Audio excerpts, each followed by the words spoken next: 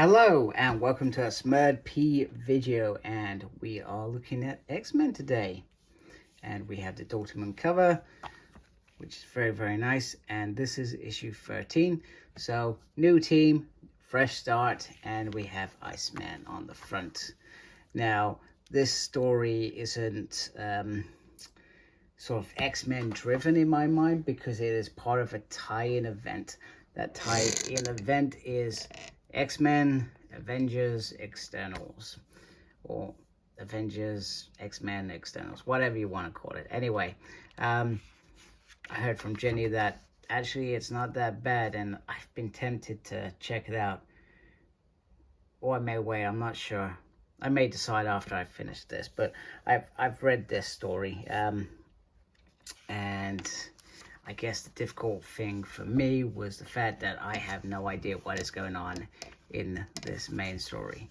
So first of all, if you like my channel, please subscribe, because apparently I don't do that stuff enough. So we have these creatures attacking Krakoa, and Cyclops is not wanting them to get a sort of beachhead here, etc. Now the Externals are doing this because they want to destroy the mutant technology that can resurrect their dead. Like I said, I don't understand what's going on, if that makes sense. So yeah, I will try and do this the best that I can with what limited knowledge I have. So Cyclops is reaching out to Forge for some assistance and suiting up. Now, I guess the weird thing for me is this seems like it's not their first outing, whereas perhaps it should have been their first outing. Forge says Forge is Forge. In all seriousness, he says you can't rush greatness, etc. He sets up the system, he fires it, and boom. What he's done is he's released these nanites that will eventually send crystalline and send the creature into some sort of hibernation. Now the trouble with that is there are not lots of nanites that grow on trees, although he says he's working on it. Jean Grey reaches out to Icarus, who is one of the Externals.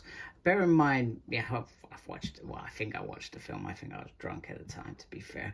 And in all seriousness, I have never read Externals in comic form, so I don't know the characters and how they act and they behave.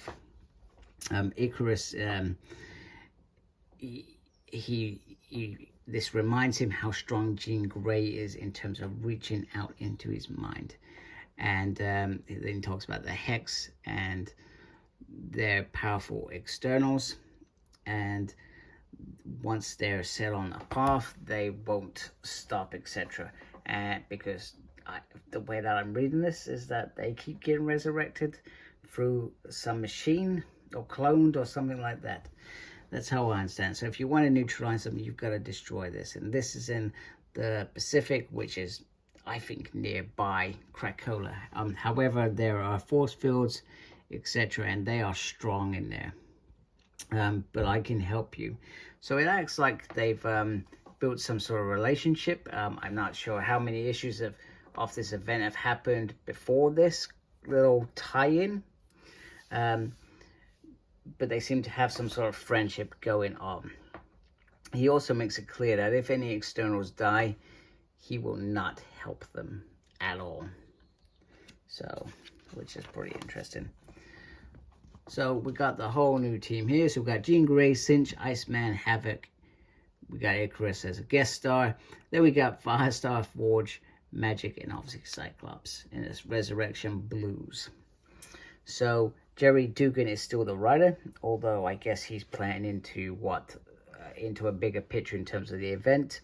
C.F. Villa is the artist. Now, I think, I can't remember if he did the last, or she did the last issue, because I don't know whether this is female or male, to be honest with you. But to me, they're new. They may have done the last issue. I may have missed it. God, my eyes went there. Miller is on the colors. VC's Crane Cows is on the letters. And Tom Muller with J. Bowen is on the design. There we go. And the rest of the people I'm not interested in. So they hatch a plan. So they got a plan about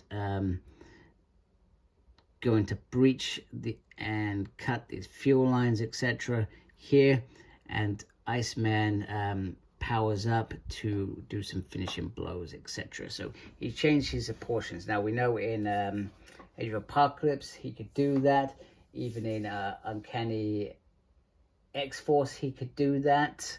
And I'm trying to remember a time in actual this Barbie reaching those potential, that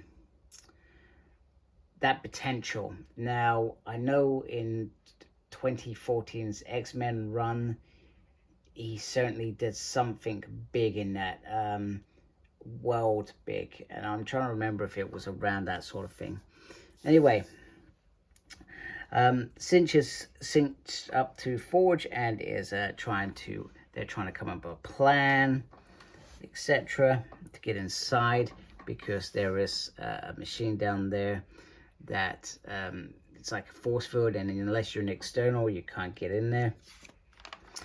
So Iceman dives deep and takes the brunt of it to get them through, etc. Cinch then takes over the keeping that ice cocoon tight, while Iceman reapportions his body.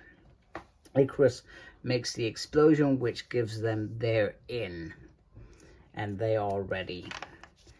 And then from then on, it is go, go, go.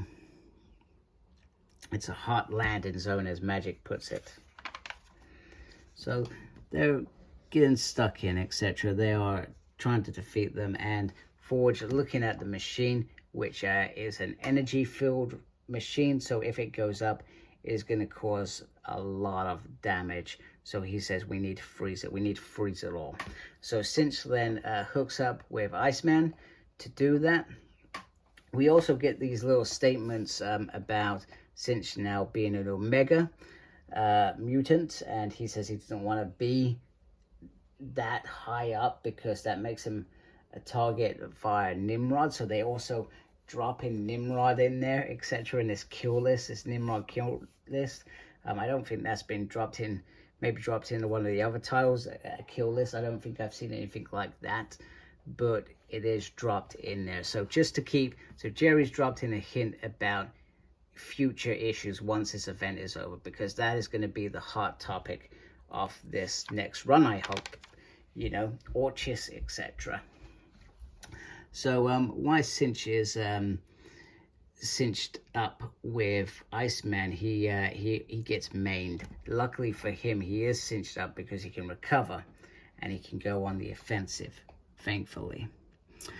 We also get this scene where the creature starts rising, and we get Jean Grey saying, "You shall not pass." She was clearly watching Lord of the Rings. Cyclops says, "High quality finish, Jean."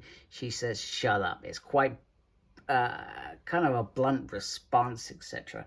Now, the only thing I can think is the stress of trying to contain this this creature must be immense on her, and snappy is all she's got in her, etc. So so they're slowly blowing things up, etc. It's getting colder, etc.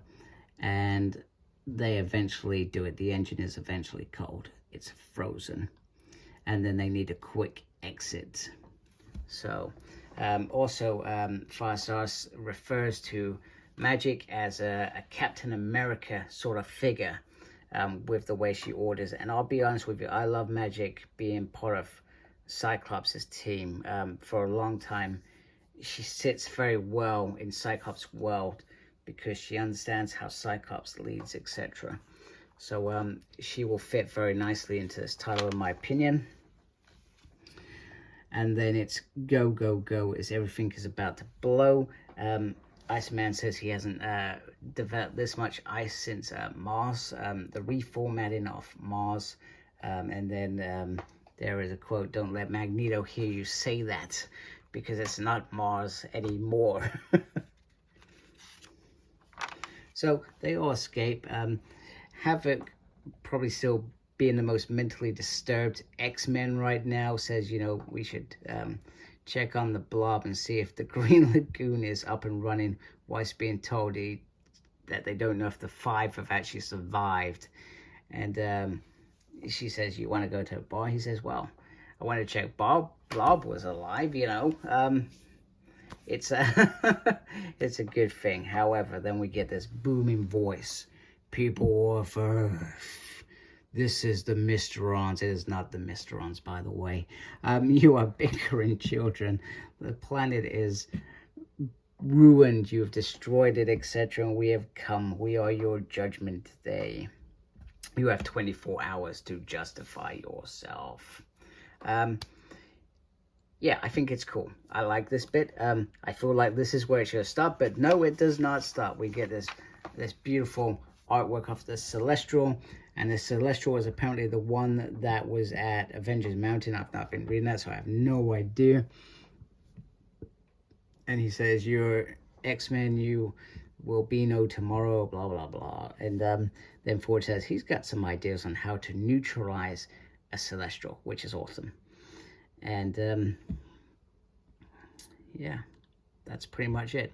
And then we get this beautiful thing tying into the Emma and Firestar story. Thank you, Jenny, for making me realize that actually this is collected in New Mutants Omnibus Volume 2. So I've never read that Firestar. I didn't even know existed. So I'm looking forward to going just to read that, because I just want to understand this relationship between Emma Frost and what she did.